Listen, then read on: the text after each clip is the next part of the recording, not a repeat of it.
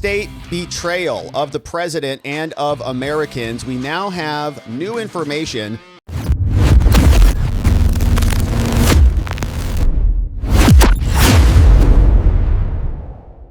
showing that United States intel agencies hid information from President Trump back in 2020. And there was a lot of meddling. And we saw previously that there was a newly released report that showed that the Chinese had actually accessed a bunch of voter registration databases. When you juxtapose the access and the consumption of the list by Chinese intelligence, and you match that with all of the other driver's licenses that were imported by the tens of thousands into the United States that had barcodes from Michigan that actually worked, that shows we've got a serious problem on our hands, because they can essentially take what's on the list, make real IDs, share those IDs with bad, nefarious actors, create absentee ballots, and then go cast those ballots as real ballots, as legitimate ballots, because how are you going to validate whether they're fake? The ID matches the list, looks as real as anything. So now we're learning that when the intelligence agencies got their hand on this, they knew a lot more than they were telling the president. And in fact, they were even calling him names. They were saying that he was a vulgarian in the Oval Office and that they did not want him to have access to this stuff, because if he had access to the stuff, then it, of course, would validate all of the claims of the election fraud. So our own intelligence agencies were keeping information away from Trump, which some might call treasonous, since he, of course, is the commander-in-chief. A big problem. So we'll get into the report here coming up. It is a 20-page doozy that shows just how perverted the intelligence apparatus actually is.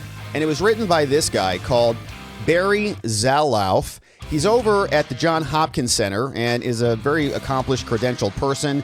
As you can see, he's a lecturer on intelligence analysis, faculty member over in Georgetown, and has been doing this for a lot. He's the president of the International Association for Intelligence Education. So the guy's high up there in terms of respect and accolades.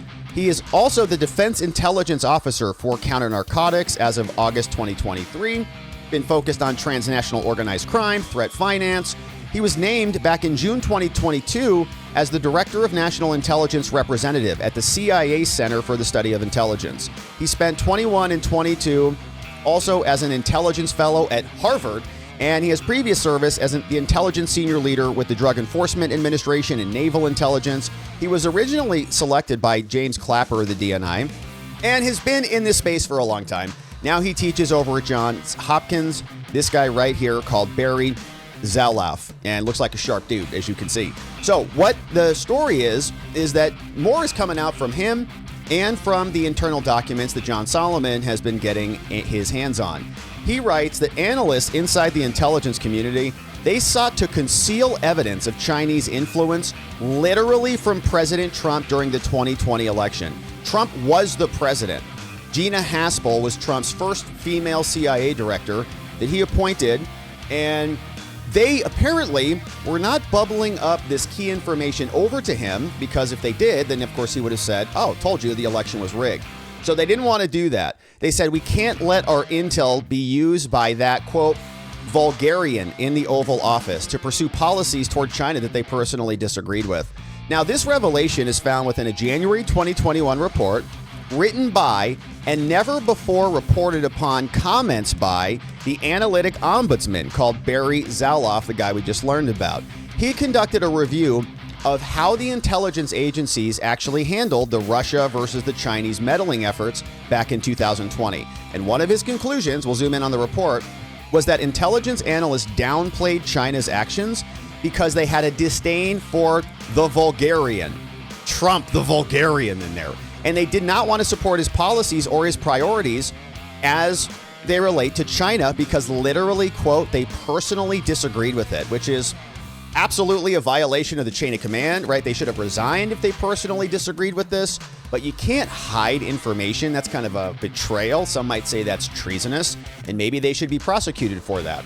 But of course, Just the News reported, and we covered this yesterday, that U.S. intelligence knew since early 2020, and we saw this yesterday, we had tens of thousands of fake IDs come in that literally worked in Michigan. You scan the barcodes, it validated with the Michigan database.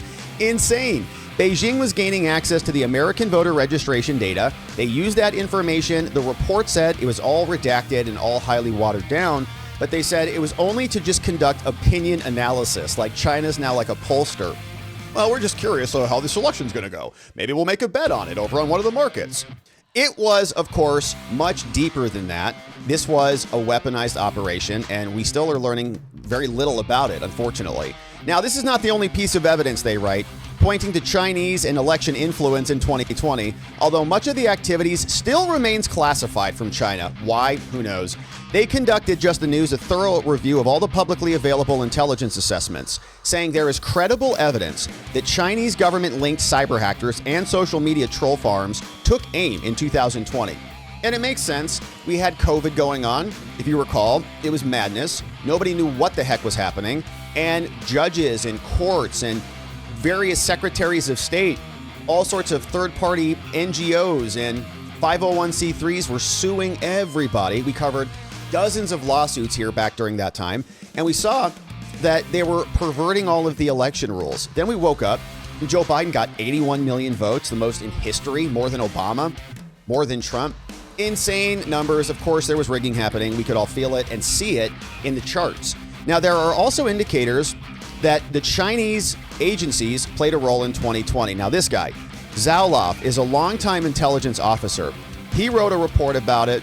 He said, given analytical differences in the way that Russia and China analysts examine their targets, China analysts appeared hesitant to assess Chinese actions as undue influence or interference. They like to blame the Russians. It's always Putin, who bought like $100,000 or whatever the number was worth of ads, but they don't want to call out the Chinese. The analysts were reluctant. We'll read through the further report, and so they buried it. Now, Zhaoloff discussed his report on a podcast later after he published it, and he quoted an analyst, somebody who was working on this. And this person said, essentially, quote, "I don't want my analysis going to the White House, where that vulgarian in the White House will use it to pursue policies toward China with which I personally disagree." First question, who is that intelligence analyst? Number two, is that person a foreign agent, a Chinese affiliate who is helping to prevent the truth from making its way back to the White House so that the White House, the commander-in-chief, could make some policy distinctions or decisions based on that report? There was another article back from a 2023 speech, and that analyst was also quoted as saying, "I don't want my intelligence going to the White House because I might personally disagree with it." Now, he went on to point out that there were various errors in the way of thinking, saying intelligence belongs to us, the community, not to you, not to a single analyst. Your job is to review the data and report it. Analyze it, give your opinion, and report it, not to prevent that information from being transmitted over to the appropriate party. Saying they're not entitled to alter the intelligence products that they put forward. It's not standard intelligence tradecraft.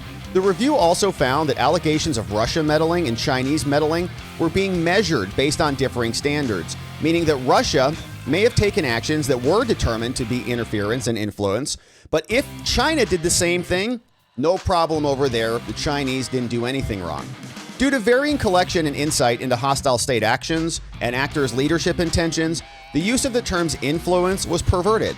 They made it fit for one country and ignored the other country, which was probably significantly more impactful to our elections. And we'll take a look at the report, but he noted in multiple areas that multiple national intelligence officers wrote an alternative analysis memo which expressed alternative views on all of this. And these alternative views met with considerable organizational counterpressure. Okay, so the idea is think of it like a court decision or from the Supreme Court, right? You have the majority decision and then you have a dissenting view. One says, this is how I interpret the law and this is the way that we're going to go as the official decision of the court. And then you have the dissenters on the other side saying, well, actually, we think it should go this way. So in this case, same thing's happening. There's a majority report, but if you were in the dissent, you were met with institutional pressure. Shut your mouth. Don't you talk about this because it goes against what we want the further policy to be. This, of course, was back during Trump's presidency, 2016 to 2021. 17 to 21 officially, won the 16 election. He comes in and he starts appointing people to the top of these agencies.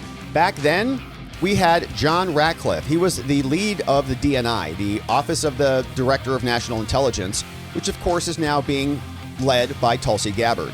Now Ratcliffe is over at the CIA. And he, now at the CIA, back then when he was ODNI, he agreed with the dissent and the alternative views. He said, no. China's not just out there monitoring the polls and American opinion. China is, in fact, attempting to influence the election, literally, trying to undercut Trump's presidency because, as we know, Trump was, back in 16, pretty hard on China, saying that they were, manipulating their money and wanting to sanction them and more. Now, the majority view said that the Chinese did not ultimately try to meddle. They said, no, it's not China. But the minority view, led by the National Intelligence Officer for Cyber and other teams, said, yeah, China did. They did try to influence the election to literally hurt Trump's re-election prospects.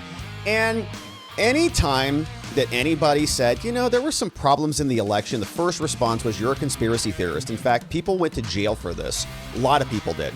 We assessed that China, quote, did not employ interference efforts and considered but did not deploy influence efforts intended to change the outcome of the U.S. election.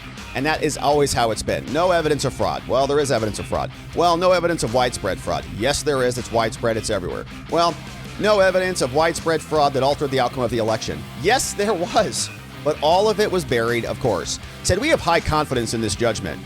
And China did not view the election outcome as being advantageous enough to impact or to go in and try to impact the election because they could get caught meddling and then there'd be a big problem about it. But of course, our intelligence agencies are burying it. So if they do that, China's in a unique position because if they can impact the outcome of the election, if they can gobble up voter registration lists, if they can then import tens of thousands of fake IDs, use those to go cast ballots that match the voter registration lists, and they do that, we can't admit that they've done that. We understand that if we do admit that, then the whole election is perverted. The entire facade of democracy that we all labor under gets deleted. We go, what? A foreign country can come in here and just pervert the whole system? That means the whole system is fraudulent. So they can't allow that to happen because the whole system might collapse. The majority view said that Chinese state media and their criticism of Trump related to China and its response to COVID remain consistent in the lead up to the election. And remember, Trump was calling it the China virus, and they were all saying, that's a racist statement. You can't say that about the Chinese. He said, it's not racist at all. It comes from China. And by the way, our own intelligence agencies were funding and outsourcing the production of the virus over to Wuhan and enabling that to perpetuate. So we assessed that Beijing's risk calculus against influencing the election and their probable judgment was any attempt to influence the election could do lasting damage to U.S. and China ties. So our majority view of the intelligence idiots, they said, they didn't do anything because it would have been too damaging and detrimental, saying Beijing probably judged that Russia's efforts damaged Moscow's position. And so, of course, China wouldn't want to be in the same position as Putin. But the minority view, which obviously is going to be opposite or different than the majority view, was written by this guy, in part, Christopher Porter. He assessed with others that the Chinese did try to undercut Trump in his re-election race. They wrote in the minority, they said, the National Intelligence Officer for Cyber assesses that China took at least some steps to undermine former President Trump's re-election chances, primarily through social media and official public statements in media. Now, the NIO also assesses that some of their influence efforts were intended to at least indirectly affect U.S. candidates, political processes, and more. Now, this view delivers from the IC assessment because it does give more weights to indications that Beijing preferred former President Trump's defeat and the election of a more predictable member of the establishment instead, in this case, Joe Biden. And that Beijing implemented some and later increased its election influence efforts, especially over the summer of 2020, when it looked like Trump was going to win. Then all of a sudden, COVID comes on. Around February, March, we get the national emergency. Trump comes out swinging against China. and then they escalate their efforts. The NIO assesses that these indications are more persuasive than other information indicating that China decided not to interfere. So in other words, looks like they did intervene and did interfere more than they didn't. The assessment also added that the National Intelligence Officer for Cyber agrees that we have no information that they tried to interfere with the election processes. So some agreement there. So then Ratcliffe, who's now at the CIA, he released a letter back in January 21, wherein he stood by the National Intelligence Officer. He said, "I do not believe the majority view expressed by the intelligence analyst fully and accurately reflects the scope of the Chinese government's efforts to influence." He was back then ODNI. He said the majority view expressed in the ICA with regard to China's actions falls short of the mark for several reasons. So what we're going to look at here coming up is this report, which says that the methodology for coming to these determinations, for coming to these conclusions, whether in the majority or in the dissent, were perverted. They were not in alignment with traditional standards of statecraft, tradecraft, and it was not accurate on that basis.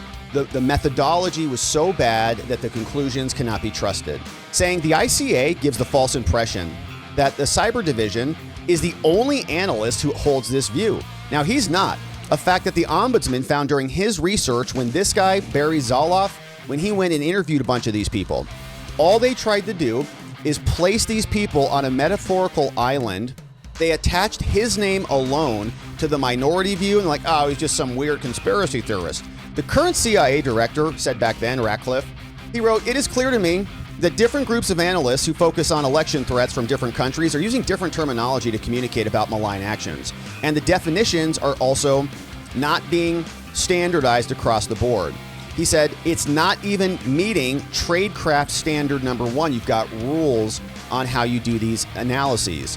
Now, Ratcliffe said, "I'm adding my voice in support of the stated minority view based on all of my evidence, and I'm coming to the conclusion that the PRC, China, sought to influence the 2020 federal elections, raising the need for the intelligence community to address the underlying issues with China as articulated and outlined above." Now, it didn't come out of the blue. They tried to influence Cambodia. They tried to create Spamouflage Dragon, online influences. And Global News reported that Canadian intelligence also was warning Justin Trudeau up in Canada. Also reported that we saw that they hacked the UK and they analyzed voter registration data. They wrote a bombshell assessment in April 2020, and it was not declassified until Biden's DNI ultimately did so in 2022. She said Chinese intelligence officials analyzed multiple election data and voter registration databases, and then, as we saw, imported gobs of fake IDs. So influence operations are everywhere, and the problem is that the analysis of the influence operations are not accurate.